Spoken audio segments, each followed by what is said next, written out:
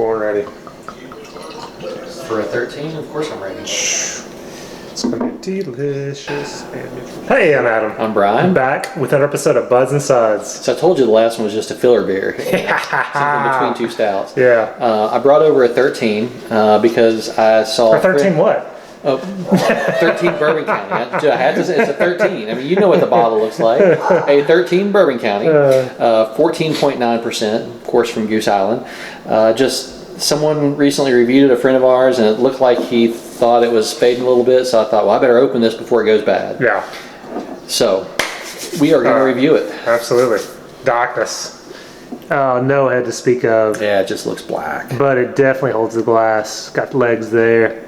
Let's get the nose. All right. It smells like Bourbon County still to me. I mean, it's a little muted maybe, but it smells like your typical stout with, you know, the dark fruits like we've been talking about, you know, kind of the barley wine mix. It just smells wonderful. I agree 100%. I wish I just had more. love that. Predominantly with this kind of fig and raisin and plum, just those wonderful dark fruits, but they're sweet, they're candy with some brown sugar and hints of chocolate in the background. It has a wonderful classic. A little boozy smell. I mean, I get a little booze, not that it's boozy, but I get a little of the bourbon too. Just want to bathe in it. It smells so good. Cheers. Cheers. Thank you for this one.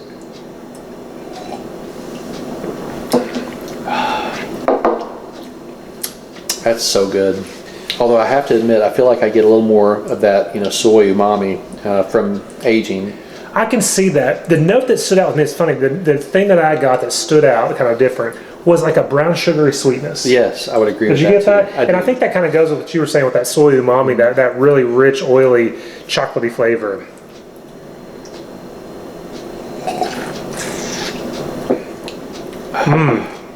Yeah, definitely sweet.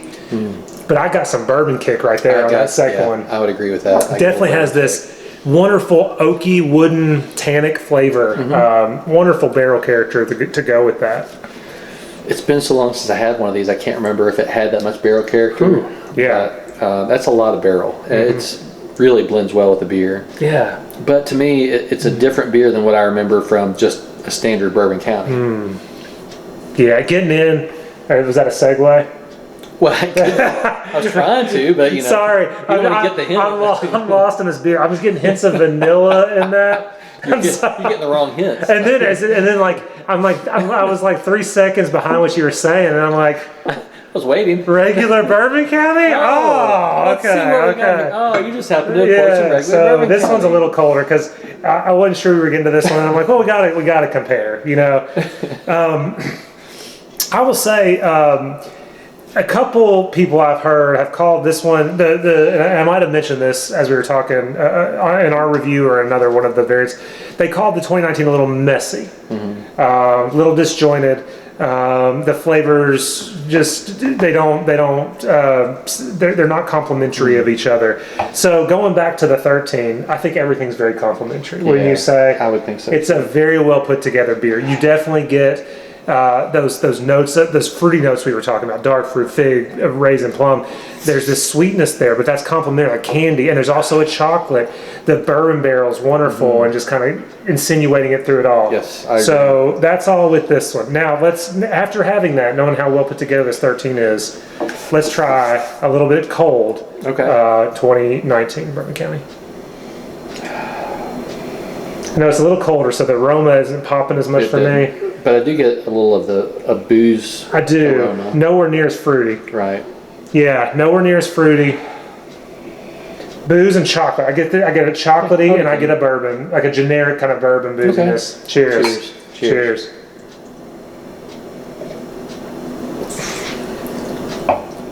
Actually, that's pretty good. I never called this messy, and I think I can see where it came from after having one of the vintages. But I still think this is good. I wouldn't call this. Yeah. It's still a really good beer for me. The 2019. I would still say it's still great. But I would have to say I think I prefer the 13 just a little bit, only because I think it's more complex. I think the oakiness has really blended well with it. But if you don't like that that oxidation, the soy umami, I don't think you'd like this beer as much, which that doesn't bother me in the least bit. I think hands down 13 is better. I think it's not even a question for me. So much more complex, so much more intense flavors of the fruit that we were talking about. The brown sugary caramel sweet, caramel sweetness and sugar caniness, the chocolate, that soy flavor. This is more of kind of like light. In comparison, still, like I said, it's such a great beer. I've been giving this like a 4.5 or something, 4.6, something like that. This is just kind of chocolatey and bourbony, but it's nowhere near as complex. And just looking at the glasses, you see like oil along this, and this is on the 13 and not anyway. But would you admit though, if someone didn't like that soy umami flavor, I don't think they would like the 13 as much. I agree. But I like that. It doesn't bother me. That's not why I picked this. I pick it because, like you said, I think it's so much more complex. Yeah. And the flavor's just more robust and just blended so well.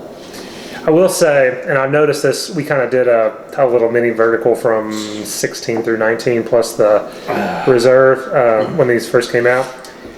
I think as you drink them fast enough, like you're kind of going back and forth, eventually you just get burnout. And by eventually, I mean quickly. I'm starting to get burnout on the top. Palate fatigue. Yeah, palate fatigue. I'm definitely getting just kind of this bourbony heat as I'm trying to do. We like to do relatively short videos. When you drink them, if you're doing these doing them side by side, I think you start to lose the differences very quickly in these beers. So I think I'm going to slow down here. The notes we were getting off the first part of it, dead on. They're starting to kind of blend in on me, and I'm gonna slow down and sip on these while we watch. After rinsing with water, I kind of feel like this one, the new one, 19. I definitely get the typical Bourbon County flavor. I get some stout, some bourbon, and I get the dark fruits, but to me it doesn't pop as much as it does with the 13. The 13 just pops, and then it blends well with the barrel character. It's still really good, but I just prefer this a lot more. I will say I get those. I agree with exactly what you said. I get those flavors very quickly, and then I get a big bourbon burn, and that kind of is the lingering note. I get, just like you said, doing a rinse, and then so I got those quickly dark fruit, chocolate, that kind of mix of stout and barley wine or old ale, and then bourbon, and the bourbon just kind of lingered. Whereas this, it was those other flavors lingering on the tongue. Yes, I completely agree with that. Excuse me. Completely agree. I think time will do the new one, quite well. But I think it needs to settle to be a better beer, and this right now is a better beer, considerably better. I get kind of like licorice-y notes. This beer is so complex. So much. I love that. Yeah, that note after rinsing, I got this kind of licorice. It's just so complex and wonderful. And every time you have Bourbon County, especially vintages, you just pick up different things. Flavor, yeah. That's what I love about it. So. Well, that's the last time I'm going to have it. So, oh well. Maybe. You never know. Does that mean you have another one? I do not. You do not? Nah. But we have a place nearby that says a cellar. You may be there one day. And like, maybe. You know what? I'll take that vintage. I'll take one. Yeah. You never know. Give me a 13. Pop open one of those 13s.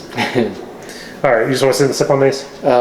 Yeah. Would you change your rating though? Oh. I don't think I would. So I'd still give this a 4.5, and this is like a 4.8. It's just it's really, so 19. I'm gonna go 4.5. Okay. This is just. I love. Just look at the glass. It's like it's one of those frosted glasses with the. I don't. Is yours doing the same thing? Maybe I just have to clean mine. It's holding the glass for sure. Anyway, it's just wonderful. I'm gonna go 4.8 for the 13, 4.5 for the 19. I think that's It's hard for me. You trying to give it a 5? I would give it a 4. If I had a 4.9 to give, I'd give it a 5. Give it a 5, man. It's a 10. It's a 5. It's a 10. It's a 5. I'm going to give it a 5. It's considerably better. I think it's aged very well. I don't know if I'd age it anymore though, because if you sit on it too much longer, you might get more of the soy umami. But right now, it's almost a perfect beer. So I'm going to give it a 5, and I'll stay with my 4.5 for 19. Absolutely. Yeah. We'll just sit and sip on these for a little bit. Yes, we will. Watch some Zombie Land. First one. Second one, I think, is out on digital now. I saw the theaters. Loved it, by the way. Thought it was well done. Have not seen it yet. I was scared about Zombieland 2 and that it would be kind of like a repeat of the first one, basically following the same format, or they would just try to be too character driven, you know, and just everyone off doing their own thing. I think it was a new story, but stayed true to the old story, and the characters all played a wonderful role. Well, good. I can't So wait. let us know what you think about Zombieland too. Yes. Anything else? No. As always, guys, if you have the beer, love you. If you can, Take two. if you can't have the beer you love the beer you have. Thanks.